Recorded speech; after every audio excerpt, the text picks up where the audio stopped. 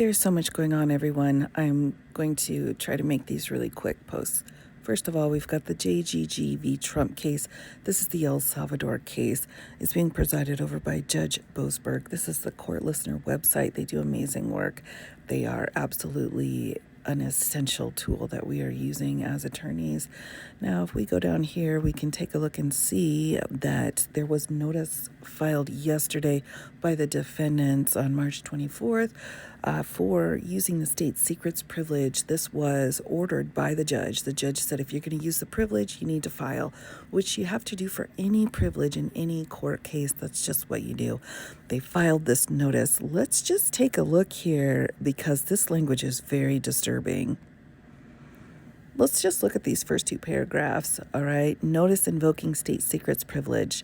The executive branch hereby notifies the court that no further information will be provided in response to the court's March 18th, 2025 minute order based on the state secrets privilege and the concurrently filed declarations of the Secretary of State and Secretary of Homeland Security. That's offensive.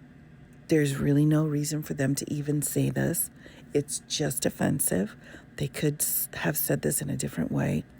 They could have been reasonable and professional, but they weren't. The next paragraph, this is a case about the president's plenary authority, according to them, derived from Article 2, and the mandate of the electorate, and reinforced by longstanding statute, which would be what? Like, this is a legal filing. Why don't you go ahead and cite that?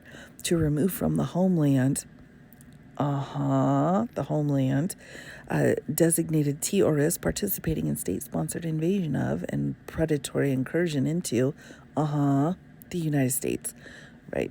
The court has all the facts it needs to address the compliance issues before it. That sentence right there is offensive and could be seen actually as an ethical violation. The court has everything it needs. Well, this fella doesn't decide if the court has everything it needs for compliance with its own order. Further intrusions on the executive branch would present dangerous and wholly unwarranted separation of power harms with respect to diplomatic and national security concerns that the court lacks competence to address. Now, instead of saying authority or instead of saying jurisdiction or whatever, they're using the word competence. Competence can be used when you're saying this judge needs to recuse himself, or we need to remove this judge. They're not competent. Kind of what I was saying constantly about Judge Aileen Cannon in Florida, because she just didn't have the knowledge and experience to continue to preside over a case that was so complicated and so enormous. Complicated to her because she didn't have any experience. All right, so competence is a trigger word. Accordingly, the state secret privilege forecloses further demands for details that have no place in this matter, and the government will address the court's order to show cause tomorrow. So that's due today. Sometime today, we should be able to see a filing from the defendants regarding whether or not they were in compliance with the restraining order by demonstrating there's no basis for the suggestion of noncompliance with any binding order. So we're not saying that they're not trying to say, well, of course we complied. They're saying there's no basis for an argument. This is when attorneys start twisting words around and trying to mess with people. But here's the thing. You're talking to a judge here. You're talking to a federal judge. And as attorneys, as we read through this, like, we're all attorneys, you dingleberry. We're all attorneys. We know how you're twisting your words around and trying to play this game. So these two particular paragraphs, everyone, deeply, deeply disturbing in how incredibly offensive they are. This kind of language should never be filed in a court because it's unethical. Let's see who signed this. As we go to the bottom here, conclusion, right?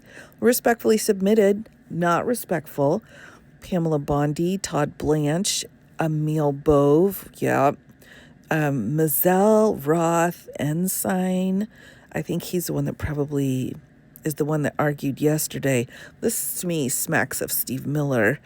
I'll go him. We've got the acting director, assistant director, acting assistant director, and senior litigation counsel. So what? 1, 2, 3, 4, 5, 6, 7, 8, 9, 10.